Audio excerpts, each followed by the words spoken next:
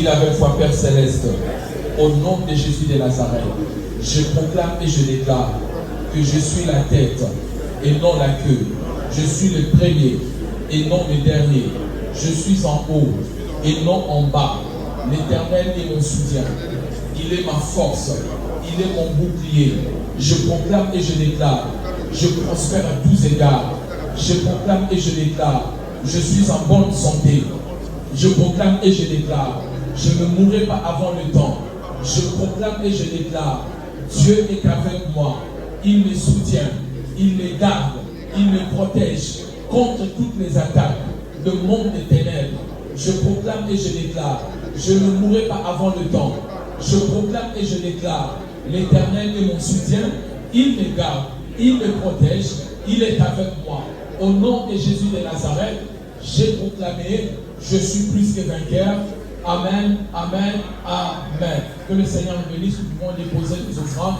Ça veut dire que toute chose a été créée à partir de la parole. C'est comme si vous voyez la table en bois, vous voyez une chaise en bois, vous voyez toutes ces choses-là, on appelle cela éime. C'est créé à partir d'un bois. Tout ce que vous voyez, chaise, table, toutes ces choses-là, c'est à partir d'un bois qu'on a créé. Et tout ce qui existe a été créé par la parole.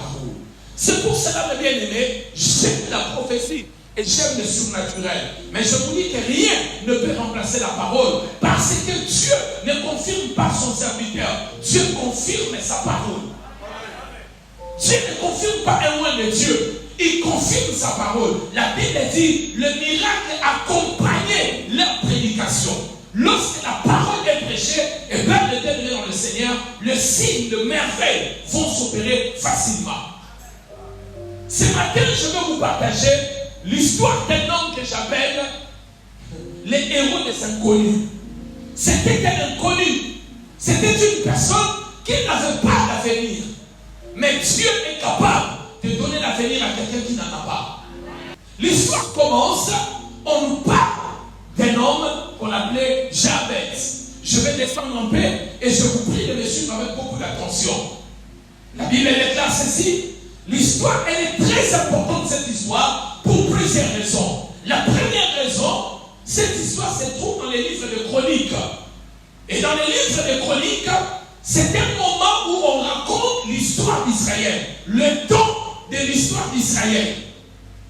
Et dans cette histoire, on essaye d'expliquer les généalogies pour essayer d'expliquer l'origine de chaque tribu, de chaque famille. Maman ne pouvait pas donner le nom. Nulle part vous trouverez une maman donner le nom. Même là, le père de Jean-Baptiste, qui était devenu Mioué, on lui a posé la question, comment on va appeler ton nom? Il a écrit cela sur une tablette. La souffrance dont cette femme est en train de vivre, je l'ai dans la souffrance. Parce que premièrement, pendant la grossesse, son mari était décédé. Son mari est mort. Deuxième des choses, il avait d'autres enfants. Et ces enfants étaient mineurs. C'est pour cela que la Bible dit, jamais été considéré plus que ses frères. Ça veut dire qu'il avait des frères. Nous sommes dans la Bible. Amen, amen. Il avait des frères. Et troisièmement, je pense que la maman a connu les difficultés financières parce que l'économie à l'époque était une économie agricole. Et comme papa est mort, les enfants sont mineurs, personne ne peut travailler la terre. Et la souffrance va suivre de la perte de son mari. Une femme qui est enceinte, qui a perdu son mari, c'est son mari qui pourvoyait à ses besoins. Cette femme entre dans la souffrance. Et c'est en ce moment-là qu'elle va accoucher de son enfant. Quand elle accouche cet enfant, elle dit, tu seras appelé Javé parce que je t'ai mis dans la souffrance. Amen. Je veux que vous compreniez, la souffrance n'est pas la souffrance de Javé. C'est la souffrance de sa maman, mais la maman transpose sa souffrance sur son enfant. Amen. Ce n'est pas l'enfant qui est en difficulté. Il vient de naître. Il n'a pas encore fait quoi que ce soit dans la vie. Il ne sait pas c'est quoi manquer. Il ne sait pas c'est quoi la souffrance. C'est la maman qui va transposer ses peines, ses souffrances sur l'enfant en disant, tu seras appelé Javé à cause de mes souffrances à moi. Pas à cause de toi. Moi, j'étais dans la souffrance et je veux que tu puisses vivre cette souffrance-là. Combien d'entre nous, nous avons hérité les souffrances qui n'étaient pas le nôtre? La faveur, mes amis. Lorsque la faveur est sur toi, tout change dans ta vie. Peu importe ton origine, mais lorsque la faveur est toute sur toi, tout change dans ta vie. Je vous ai dit, le premier principe que nous retenons dans cette histoire, ce n'est pas parce que vous êtes né avec un problème, vous devez être victime toute votre vie de ce problème-là. Je ne contrôle pas ce qui m'arrive, mais je peux refuser que la chose demeure dans ma vie. Je ne peux pas empêcher un oiseau de voler sur ma tête, mais je peux l'empêcher de construire un nid sur ma tête. Ok, alors? Je ne peux pas empêcher un oiseau de survoler ma tête, mais je peux l'empêcher de construire un nid sur ma tête. Alléluia. Quelqu'un m'a dit amen bien. Plus fort. Plus fort. Alléluia. Ainsi, mes bien-aimés dans le Seigneur, lorsqu'on regarde de près la vie de cet homme, Jabez, nous voyons 4 choses qui avaient connu sa vie depuis sa naissance et qui va le poursuivre toute sa vie. Et certaines personnes vivent la même chose comme Jabez. Et Jabez est aujourd'hui notre héros, de nous qui sommes des inconnus. La première des choses, il y avait la malchance qui était attachée à sa vie, le malheur. La deuxième des choses, c'était la souffrance. Troisième des choses, il avait constaté que la main de Dieu n'était pas dans sa vie. Quatrième des choses, c'était la limitation. Il avait constaté qu'il était limité. Mais remarquez, suivez très bien. Il était limité. Comment il a su qu'il était limité? La main de Dieu n'était pas sur lui. C'est parce qu'il avait vu les autres progresser dans la vie. Les autres avancer dans la vie. C'est en ce moment-là qu'il a dit, moi j'ai un problème. Le changement ne peut pas commencer si tu ne fais pas le constat que rien ne marche dans ma vie. Non, pas amen. Un amen plus fort que ça. La première des choses, si tu veux vivre le changement dans ta vie, il faut faire le constat. Il faut constater ce que je vis, ce n'est pas normal. À mon âge, je ne peux pas être là où je suis. La deuxième des choses, si tu veux changer ta vie et passer au prochain niveau, il faut dire ça suffit. Il faut dire ça doit s'arrêter. Il faut être fatigué. Si tu n'es pas fatigué de la position actuelle, tu ne passeras pas à la prochaine position. Tu ne donnes pas mon amen. Tous les gens qui ont changé leur vie, ils étaient insatisfaits à un moment. Ils ont dit, je ne veux plus de cette vie. Je ne veux pas vivre cette vie. Ça leur a donné un nouveau départ. Je déclare que l'Éternel te bénira. Je prophétise que tu vas monter. Je dis que tu vas monter. Je dis que tu vas monter. Je dis que tu vas monter. Tu deviendras grand et puissant. Tu prospéreras tout cela. L'argent ne sera plus un souci pour toi. Si tu vas donne-moi un livre encore. Yes. Oh, donne-moi un bon amen. Pendant que tu dis amen, le corps de tout ne le prend pas. Le corps de la relation, le corps de la bénédiction, le corps de la finance, le corps de la bonne santé, le corps du voyage. Celui qui dit amen, il le reçoit. Celui qui dit amen, il le reçoit. Celui qui dit amen, il le reçoit. Recevez cela, recevez cela, recevez les ouvertures, recevez les connexions, recevez les bénédictions. Si tu crois, donne amen, c'est grand. L'histoire d'une personne peut mal commencer, mais bien finir. L'histoire de Jabez nous prouve à suffisance qu'une vie peut mal commencer et finir une vie de témoignage. Il avait perdu son père. Il est né dans la souffrance. Il a connu la souffrance toute sa vie. La malchance, le malheur, la pauvreté, la souffrance, la limitation. Mais à la fin, il est devenu le héros de tout le monde.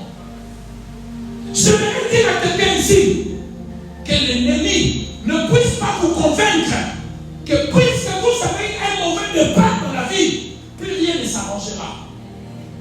C'est ce que Satan nous fait croire. Tu as eu un mauvais départ. C'est dans 14 ans, au Saint-Soumis m'a dit, ce n'est pas parce que j'ai un mauvais départ que je n'arriverai pas à la fin de la course. Le départ de la course ne détermine pas la fin. Il y a des gens qui ont commencé à courir avant moi, mais n'arriveront pas avant moi. Alléluia. Quelqu'un me dit amen bien.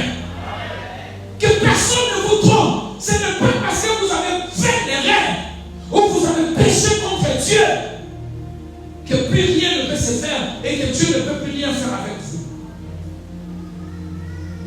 Regardez, Pierre, il a nié Jésus et il est parti pleurer. Quand Jésus ressuscite, il dit, allez dire à mes disciples et à Pierre, à tous les disciples, mais précisément à Pierre, que je suis ressuscité. Je connais son erreur. J'ai connu son erreur avant qu'il puisse le commettre. N'est-ce pas, c'est moi qui t'avais dit, Pierre, tu vas me nier. Donc ce n'est pas ce que tu fais que Dieu ne savait pas. L'amour de Dieu est plus grand que nos erreurs.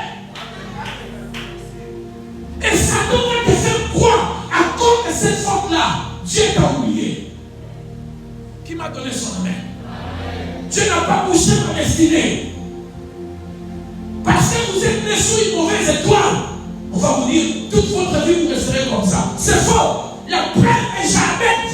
Jabet a commencé dans la douleur, mais à la fin, il a fini comme un héros. Dis à ton ami, ma fin sera autre chose. L'obane madame, sous kanane kosala nene mususu. L'obane la kombo na Yesu. Kotala nene mabandite. Pesa na itambu. Sous kanane kosala nene mususu. Alléluia. Ne cherchez pas la main de Dieu au commencement. Laissez-moi le temps. Laissez-moi le temps. Bâti que l'on tambo. Bâti que l'on est tambo. Kosambi sanate komoninga. Bandeko. Oyebia. Nakoka makazio awa. Naketenu mumbashi. Yokutena na mumbashi. Ndole misiba. Nakutena pasana na mumbashi. Nzoka nyoso yebate. Na mumbashi. Kenya Airways ekitaka. Nazoka mata Kenya Airways pour être aux États-Unis. Et on te dira que je suis aux États-Unis. Ok, n'a pas été dans le Mumbashi. Qui t'a dit, là où tu m'as trouvé, je resterai là toute ma vie. Dernière mission. Pour y aller dans mon bona, là on couvre mon bona. Pour y aller dans célibataire, là on couvre célibataire. Il y a des gens qui disent, ma fille, la maison, changer. Le bona est ça, ma zone comme une histoire, n'a pas été notifié. Je lui peux te soulager, te consoler, essuyer tes larmes. Je connais ce Dieu-là. Je suis une preuve et je vous ai présenté une preuve biblique. Dieu peut donner un sourire, mais il faut que tu sois fatigué. Il faut que tu fasses le constat que tu ne veux plus de cette vie et t'engager dans la prière. Et quand tu t'engages dans la prière, n'oublie pas ces 3 points. Ce n'est pas parce que la vie a mal commencé et ça doit continuer. Ce n'est pas parce que je viens d'une origine modeste, je dois vivre cela toute ma vie. Et dans chaque vie, il y a un avant la prière et un après la prière. Ô Père Dieu Tout-Puissant, je te recommande ton peuple, tes enfants entre tes mains. Je prie, Seigneur mon Dieu, mon roi, pour que tu leur apportes ta grâce et ta faveur. Certaines traversent par le moment difficile, par le moment de peine, par le moment de questions sans réponse. Oh Dieu, tout le peuple vient voir toi parce que tu exauces tes prières. Écoute tes prières, exauce tes prières. Fais du bien à tes enfants. Donne-nous aussi un témoignage. Nous ne voulons pas un Dieu historique. Nous voulons un Dieu présent. Un Dieu qui agit maintenant. La Bible dit dans Hébreux, Jésus-Christ est le même tel qu'il était hier, aujourd'hui, éternellement. Nous voulons voir ces dieux-là. Nous ne voulons pas parler comme Gédéon. Où sont les miracles que nos pères nous disaient? Nous voulons un changement immédiatement et maintenant. Je le crois, je le confesse. Et toutes les personnes ici au fond de ma foi, l'histoire de leur destinée changera. Je prie et je proclame. Dans le nom de Jésus, nous aimions, nous disons bien Amen. Est-ce qu'on peut acclamer?